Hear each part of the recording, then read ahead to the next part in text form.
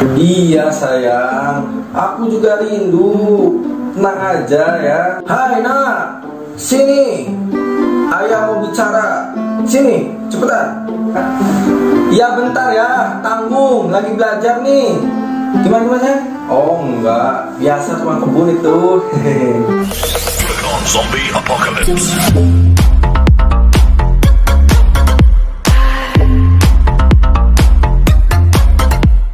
Assalamualaikum warahmatullahi wabarakatuh. Bertemu lagi dengan Mr. Phil di sini. Di mana lagi kalau bukan di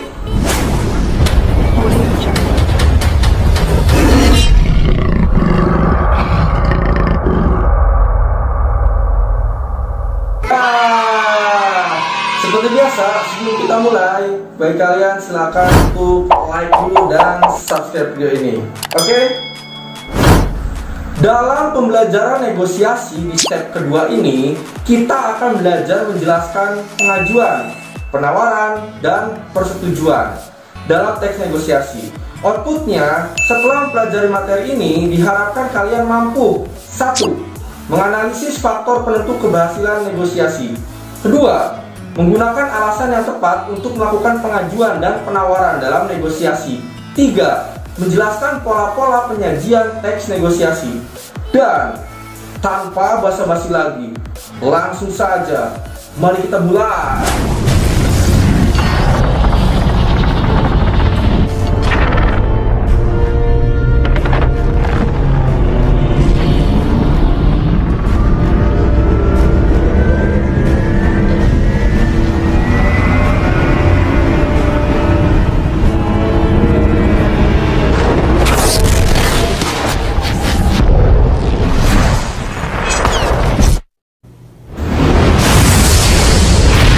Inti dari negosiasi adalah sebuah komunikasi yang digunakan ketika ada perbedaan kebutuhan atau kepentingan yang mengakibatkan sebuah pertentangan. Nah, pertentangan tersebut akan diselesaikan dan dipecahkan dengan sebuah perundingan negosiasi, sehingga kedua belah pihak dapat merasa diuntungkan. Pada pembahasan pertama, menganalisis faktor penentu keberhasilan negosiasi. Sebuah permasalahan akan dengan mudah terselesaikan jika masing-masing pihak memberikan penawaran yang menjadi solusi terbaik dalam sebuah perundingan. Ada beberapa faktor yang menentukan keberhasilan sebuah negosiasi, antara lain sebagai berikut. 1. Kesediaan semua untuk berkompromi dengan pihak lain. Yang kedua, tidak ada pihak yang dirugikan. Yang ketiga, kesepakatan yang dicapai bersifat praktis dan dapat dilakukan. Yang keempat, alasan yang disertakan mampu mempengaruhi pihak lain.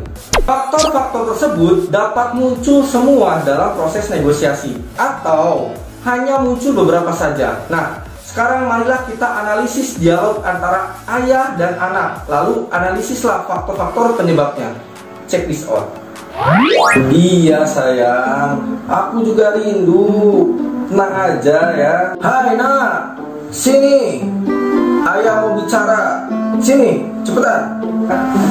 Iya bentar ya, tanggung. Lagi belajar nih. Gimana sayang? Oh enggak, biasa cuma kebun itu. Iya bucin. Rek di baledo ku ayah. Ampun bosku, ampun. Ada apa sih ya? Ada apa? Apa rencanamu ke depan setelah lulus SMP nak? Aku mau langsung nikah ya. Nani? Omae wa mou shindeiru. Enggak. Aku bercanda. Heureuy ya, heureuy. Lulus SMP, aku ingin masuk sekolah kejuruan ya. Kejuruan? Enggak salah nak. Kenapa nggak ke SMA saja? Nanti kamu bisa kuliah dengan pilihan yang terbaik. Aku ingin segera mengembangkan bakat mekanikku ya. Lagian, setelah tamat SMK kan bisa kuliah juga. Iya, tapi nanti kamu akan kesulitan kalau mau kuliah karena jurusannya terbatas dan kemampuan akademiknya juga kurang siap. Jadi, ayah sarankan ke SMA saja ya. Waduh, ayah gimana sih? Emangnya ayah yang mau sekolah? Oh iya ya, ayah kan gak sekolah. Wow. primitif. Lagian, kalau nanti nggak kuliah ya, aku langsung bisa kerja di perusahaan otomotif. Tapi masa sih zaman sekarang tidak kuliah? Apa kata orang nanti? Ayah tenang saja, semuanya sudah aku pikirkan ya. Ayah doakan saja biar aku mudah meraih cinta dia. Cita-cita maksudnya ya. Ya sudahlah, kalau itu mau kamu, tapi nanti malam kamu pikirkan lagi ya. Iya ya, siap bosku. Nah, selanjutnya setelah mencermati faktor-faktor yang menentukan keberhasilan negosiasi dalam dialog yang tadi ya antara ayah dan anak, dapat kita ketahui faktor penyebab keberhasilan negosiasinya dalam tabel berikut. Perhatikan. Nah, yang pertama, faktor penyebab keberhasilan negosiasi itu adalah alasan yang disampaikan mampu meyakinkan ayah bahwa pilihan si anak itu tepat ya. Buktinya pada kutipan, aku ingin segera mengembangkan bakat mekanikku ya. Lagian setelah tamat SMK kan bisa kuliah juga. Nah itu ya. Lalu yang kedua, tidak memaksa pihak lain. Terbukti pada kutipannya pada saat dialog si ayah. Iya, tapi nanti kamu akan kesulitan kalau mau kuliah karena jurusannya terbatas dan kemampuan akademiknya juga kurang siap. Jadi ayah sarankan ke SMA saja ya. Nah itu buktinya ya. Lalu ketiga, faktor penyebab keberhasilan negosiasinya yaitu apa? Kesediaan partisipan ya, ayah dan anak ini untuk berkompromi, menerima perbedaan pendapat. Nah, buktinya apa pada kutipannya? Sudahlah, kalau itu mau kamu, tapi nanti malam kamu pikirkan lagi ya. Itu adalah faktor-faktor penyebab keberhasilan negosiasi dalam dialog antara ayah dan anak yang tadi. Selanjutnya di pembahasan kedua, yaitu menggunakan alasan yang tepat untuk melakukan pengajuan dan penawaran dalam negosiasi. Pada pembelajaran sebelumnya di video yang ini ya, nah yang ini, oke, kalian masih ingat kan? Kalian telah mempelajari bahwa negosiasi baru terjadi ketika terjadi kesepakatan. Ya, sekali lagi, negosiasi baru terjadi ketika terjadi kesepakatan. Nah, untuk mencapai kesepakatan tersebut, partisipan harus menyertakan alasan yang mendukung pengajuan atau penawarannya. Masing-masing pihak harus mampu meyakinkan pihak lain bahwa pengajuan atau penawaran yang diajukan dapat diterima atau bahkan harus diterima. Ya, perhatikan tabel berikut. Nah, perhatikan tabel berikut ya. Ini adalah contoh negosiasi yang di video yang kemarin ya, di video yang ini ya.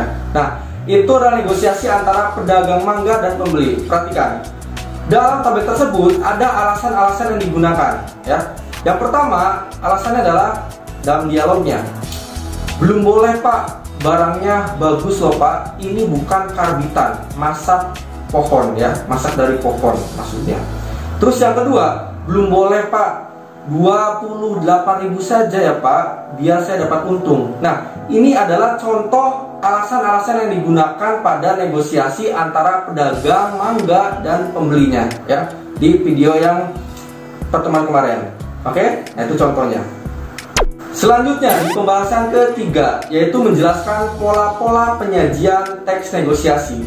Pada bagian awal, kalian telah mengetahui contoh teks negosiasi, yaitu negosiasi pembeli dan pedagang mangga ya. Lalu apa? Ada negosiasi antara anak dan ayah yang tadi ya, yang disajikan dengan pola penyajian dialog. Nah, dengan menggunakan kalimat langsung tentunya.